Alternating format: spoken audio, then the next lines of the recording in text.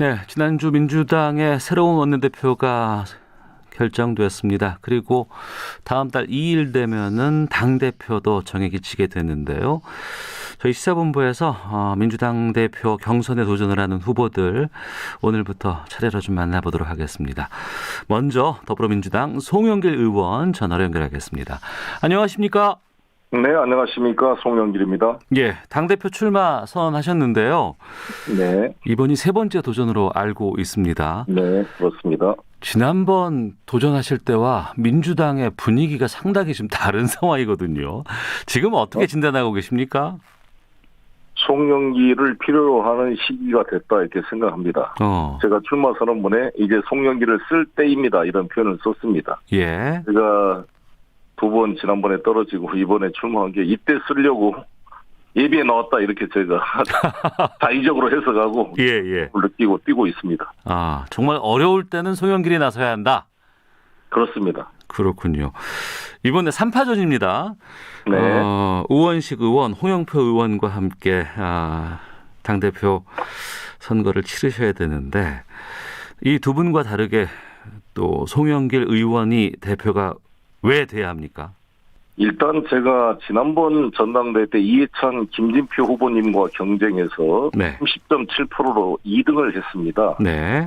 두 번 출마했던 경험이 있기 때문에 두 후보님들은 처음 출마하시는 거고요.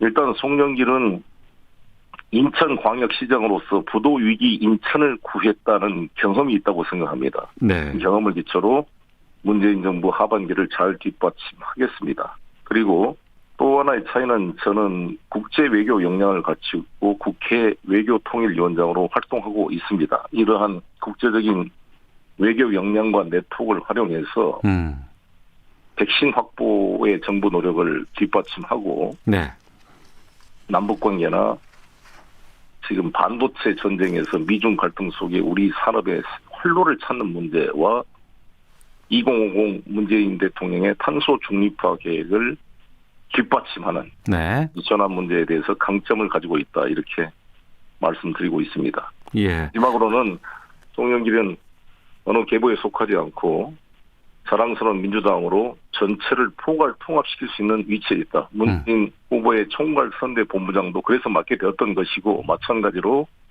이번 대선 승리를 위해 각 후보들 간의 경쟁을 공정하게 관리해서 하나로 통합시킬 수 있는 위치에 있는 것이 있다 이렇게 강조하고 있습니다. 네, 방금 말씀하신 그 부분인데요. 그러니까 지난번에 출마 선언하시고 나서 이제 뭐 여러 가지 시사 프로그램에서 인터뷰를 하셨을 때 언론이 이 부분에 지금 상당히 좀 주목하고 있습니다. 그러니까 계보에 속하지 않는 그런 후보다라고 말씀하시면서 우원식 의원은 민평연계고, 뭐 홍영표 의원은 부엉이 모임 출신이고 이 부분 지적하셨는데 여기에 대해서 좀 상대 후보들이 좀 반발이 꽤 있는 것 같습니다. 저는 반발할 문제는 아니고 제가 우원식 의원님의 을지로위원회 활동은 아주 존경을 하고 저는 박수를 보내고 있는 사람입니다. 그 문제는 이제 민평연관 별개 문제고 저는 상대방을 비판하려는 게 아니라 제 스스로가 어느 계보에 속하지 않고 민주당원으로 활동해 있음을 강조한 것이고요. 우리의 아들, 딸들이 동생들이 공무원 승진 인사나 어디 공공기관에 입사 원서를 냈는데 토익 점수도 좋고 근무 평가도 좋은데 뭔가 내가 빽이 없어서 아빠 찬스가 없어서 내가 미끄러진다고 생각하면 얼마나 좌절감이 크겠습니까? 저도 송영길 23년 동안 민주당을 위해서 한 길로 걸어왔습니다. 김대중, 노무현, 문재인 그리고 각종 당이 어려울 때 TV 토론이나 보궐선거 모든 분야에 선당 후사로 열심히 뛰어왔다는 것은 모든 당원들이 알고 있습니다. 그런데 계보가 없다고 두 번이나 떨어지고 세 번째 출마한 사람인데 불공정한 취급을 당하면 얼마나 마음이 아프겠어요. 저도 그래서 우리 20, 30대가 떠난 이유가 민주당이 공정했느냐 이런 거에 의문을 제기하고 있는 거잖아요.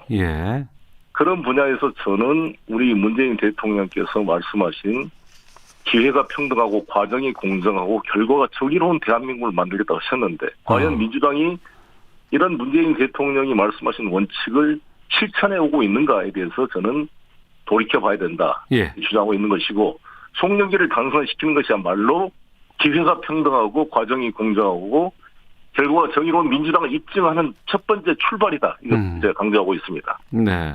힘줘 말씀하셔서 좀 더 여쭤보겠는데요. 계보가 없어서 좀 그동안 민주당 내에서 좀 여러 가지 좀 불이익 같은 것들이 좀 있으셨습니까? 저는 말 안 하겠습니다. 그냥 추측해 주시기 바라겠습니다. 그렇군요. 알겠습니다. 더 들어가진 않겠습니다. 네. 예. 이번에 출마 선언하시면서 민주라는 이름은 빼고 모두 다 바꿔야 한다고 하셨는데요. 지금 민주당 어떤 변화가 필요하다고 보십니까? 일단은 우리 민주당이 그동안 너무 경직되이고 내부자 논리에 온정주에 갇혀 있어서 자신에 대해서 엄격한 잣대를 들이대지 못했습니다. 그래서 사실상 지난번 부동산 파동 때도 우리 당 의원들의 부동산 문제가 발생하면서 내로남불 이야기가 나온 거 아니겠습니까? 네. 그래서 우리 스스로의 엄격한 개혁이 필요하고 동시에 자유로운 이런 의견을 표명할 수 있는 그런 분위기를 만들어야 된다. 그러니까 특정 이견을 다름과 틀린 것은 다른 것인데 조건 의견이 다르다고 틀림으로 규정하고 해당 행위로 규정하고 이렇게 너무 극단적으로 하게 되면 사람들이 말을 안 해버리거든요. 네. 말을 안 하게 되면 마음이 다치게 되고 그러면 민심과 당심과의 괴리가 커진다고 생각합니다. 예. 그래서 당내 민주주의 의사소통 구조를 강화시키는 것부터 출발하겠습니다.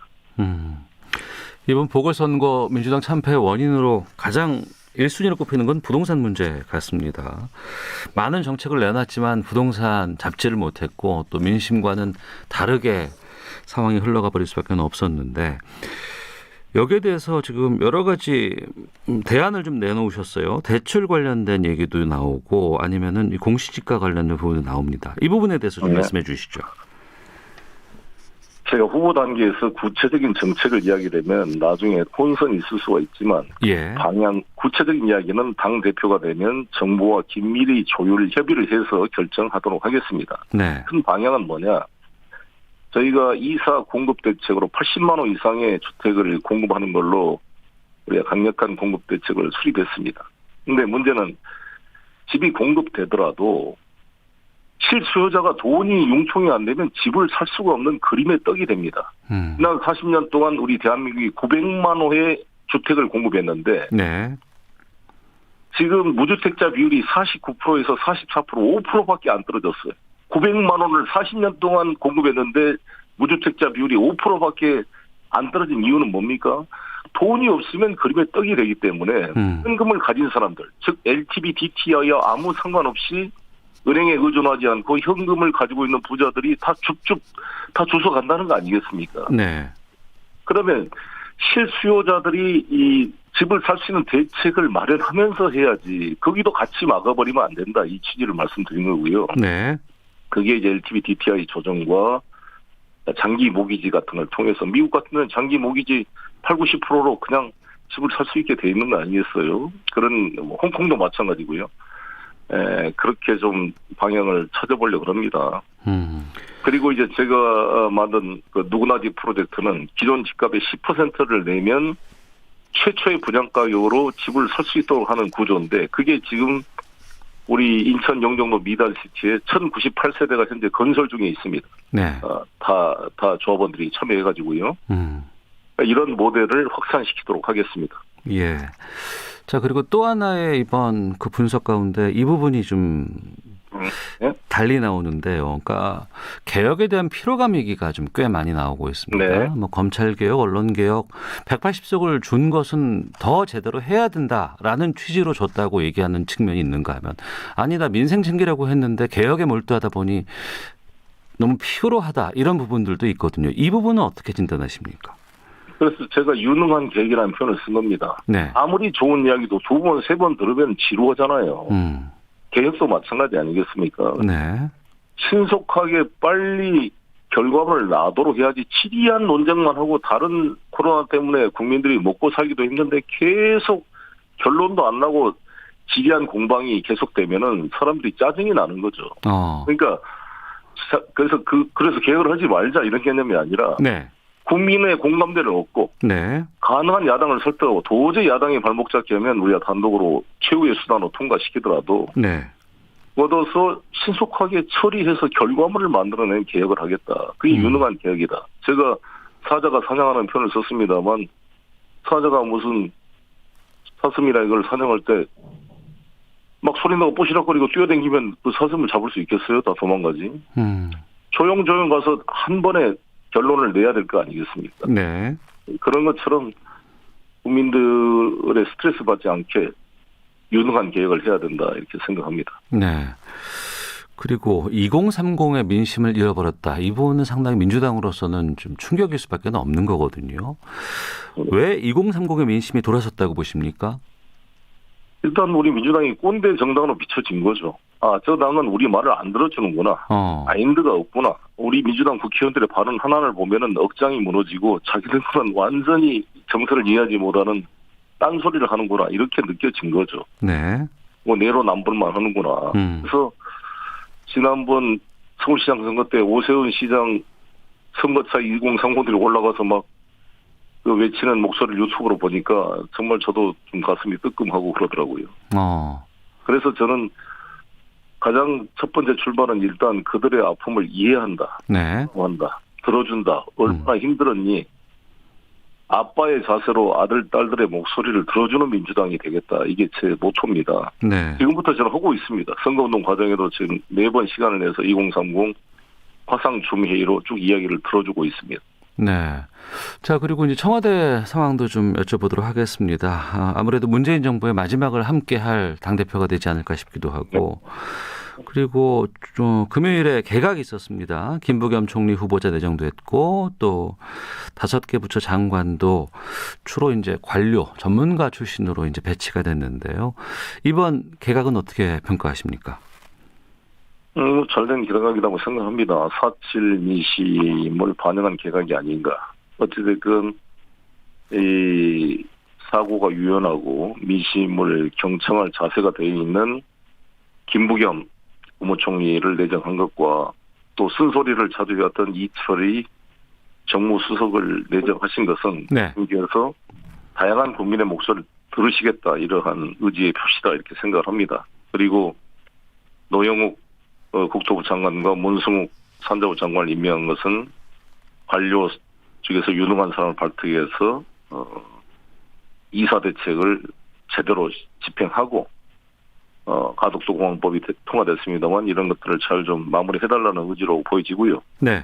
노영욱 그 국토부 장관이 제일 중요한 위치에 있는데 저하고는 40년 친구입니다. 그래서 축하 전화도 드렸고 함께 제가 당대표가 되면 긴밀히 협력해서 우리 정부의 이사 대책을 성공시켜서 부동산 문제를 해결하고 또 이 가덕도 공항이 차질 없이 진행되도록 협력하겠습니다. 네. 이제 당내 파트너로는 윤호중 의원이 원내대표로 당선이 되었습니다. 윤호중 원내대표와는 그 친분이 좀 많이 있으신가요? 어떻습니까? 그렇습니다. 30년 친구이고 부부간에도 친구이고 그렇습니다. 평소에 어떤 분이라고 생각하셨어요? 네, 아주 뭐 점잖으시고 침착한 분이죠. 안정감이 있고 가끔 이제 뭐 원칙에 어긋날 때는 또 화를 낼 때도 있지만 그래도 어떤 중심을 가지고 있는 분이라고 봅니다. 저하고 잘 조화가 될 수 있다 이렇게 생각합니다. 네. 지금 앞서서도 뭐 개혁 과정에서 말씀하셨습니다만 야당과의 관계도 상당히 좀 중요하다고 하셨는데 소통이라든가 협치가 필요한 부분도 있고 또 한편으로는 야당의 어떤 견제에 대해서 좀 단호한 입장도 좀 필요할 것 같습니다. 이런 부분에 대해서는 좀 어떤 구상들을 하고 계시는지요? 네, 야당과 긴밀히 대화를 하겠습니다. 저는 뭐 한 달에 한 번 정도 야당 대표와 만날 생각을 가지고 있고요. 예. 필요하면 TV 토론도 야당 대표랑 해서 국민과 함께 공감하고 일단 야당의 의견을 충분히 들어주는 일단 저희들이 도저히 발목 잡기에서 도저히 안 되는 것들은 단독으로 통과시키더라도 일단 야당이 동의와 설득을 끌어내는 그런 과정이 좀 진지하게 돼야 된다라고 생각합니다. 그래서 긴밀히 협의하고 야당도 국정의 한 파트너로서 정부 정책을 비판만 할 게 아니라 협력하는 야당 필요할 때는 이렇게 유도하겠습니다. 예를 들어 여기 이 원전 오염수 후쿠시마 오염수 방출 문제를 가지고 저는 주호영 대표께서 그동안 뭐였냐고 우리 정부를 비판해서 네. 정부 비판은 좀 나중에 해도 되고 이런 일이 터지면 한일 관계든 뭐 한중 관계든 한미 관계든 뭐가 터지면 일단 우리 정부의 입장을 좀 뒷받침해주는 역할도 하는 것이 야당의 임무다 이렇게 봅니다. 네. 아니, 집안에도 누가 나가 싸우고 뭐 일단 좀 얘를 격려해주고 나서 뭐 왜 그랬냐고 그래야지. 자기 정부만을 먼저 비난하면 그 우리 정부가 우리 국가를 대변해서 어떻게 교섭력이나 뭐 힘을 발휘할 수 있겠습니까? 그런 것들은 좀 야당이 잘 이해를 끌어내서 네. 부당도 국정을 뒷받침할 것을 하도록 유도하겠습니다. 네. 지금 가장 문제가 되는 부분이 이제 법사위원장 이 부분이거든요. 네. 원구성 재협상 얘기가 계속해서 지금 나오고 있고 법사위원장은 국민의힘에서 달라 이렇게까지 좀 얘기가 나오고 있는데 이 자리 어떻게 해야 될까요? 그렇습니다. 그런 얘기는 뭐 직접 공식적으로 들은 얘기 아니니까요. 예. 그렇게 되면은 모든 협상 자체가 아마 되지 않고 다시 이제 갈등으로 될 거기 때문에 야당도 그렇게 요구하지 않을 거로 생각합니다. 네. 합리적으로. 왜 그러냐면 지난번에 조호영 원내대표 계실 때 사실상 법사위는 양보하고 7개인가요? 상임위 다 합의가 됐잖아요. 네네. 그게 의총에 가서 명분론 강경파 또 김종인 위원장이 받을 필요 없다 이렇게 하면서 그게 안 돼가지고 그 잘못됐다고 지적한 의원들을 개별적으로 저도 많이 만났어요. 원중에. 네. 그때 그걸 합의대로 했어야 된다라는 주장도 많이 있습니다. 그래서 저는 야당이 강경파로 가지 않고 합리적으로 논의를 하기를 바라고 있습니다. 자, 그리고 백신 수급 문제도 좀 여쭤보겠습니다. 지금 코로나19 상황에서 백신에 대한 중요성 또 수급 원활해야 되겠다라는 부분들은 계속 나오고는 있습니다만 현재로서는 불안한 것도 사실이거든요. 어떻게 해야 될까요, 이거는요? 네, 정부가 열심히 노력하고 있고요. 예. 지금 이제 3, 4분기, 4, 4분기 때는 다 물량들이 확보되어 있는데 지금 2, 4분기가 보릿고개처럼 좀 물량이 좀 부족한 거잖아요. 네. 그래서 이거를 빨리 앞당기려고 노력을 하고 있습니다. 정부에서. 저도 뒷받침을 하고 있고요. 뭐 일본도 마찬가지잖아요. 지금 미국이나 유럽 일부 빼고 또 이스라엘 같은 특수한 경우는 빼고는 대부분이 지금 어려운 상황이 있습니다. 근데 이거를 왜 초기 안 했냐 막 정부를 뭐 비판하기에 앞서서 지금 있는 상황에서 정부의 노력을 뒷받침해서 실질적으로 빨리 백신 확보도 하는 게 중요한 거기 때문에 네. 최선의 노력을 다하고 있다는 말씀을 드리겠습니다. 네. 제가 당대표가 돼야 될 이유 중에 하나도 이 문제입니다. 제가 가지고 있는 국제적 네트워크를 총력 동원해서 예. 이 우리 정부의 이 백신 확보 노력을 뒷받침하겠습니다. 예. 이번 당대표는 대선을 치르게 되지 않습니까?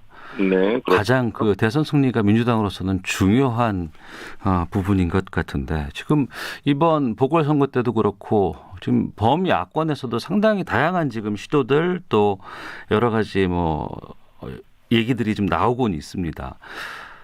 어떤 계획 갖고 계시는지요, 이에 대해서?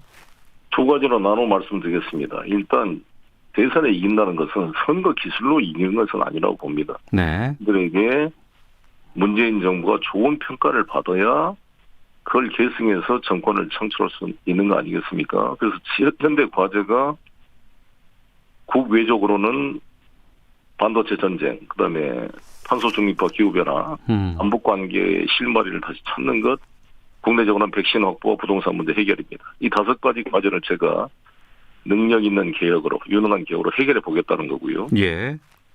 당 내부적으로는 대선 경선 관리를 공정하고 투명하게 해서 결과에 승복하고 원팀이 되어 우리 민주당이 국민 앞에 하나에 된 목소리로 나가도록 하는 것. 그것을 누가 할 수 있는 것이냐.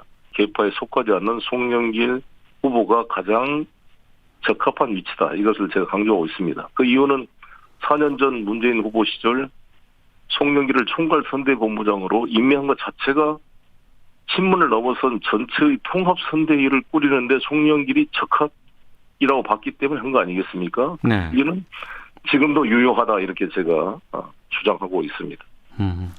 알겠습니다. 오늘 말씀 여기까지 듣겠습니다. 고맙습니다. 감사합니다. 네, 지금까지 더불어민주당 송영길 의원과 함께했습니다. 우원식, 홍영표 또 의원들도 저희가 또 따로 섭외를 해서 좀 말씀 듣도록 하죠. 자, 이 시각 교통정보 듣고 돌아오겠습니다. 교통정보센터의 정현정 리포터입니다.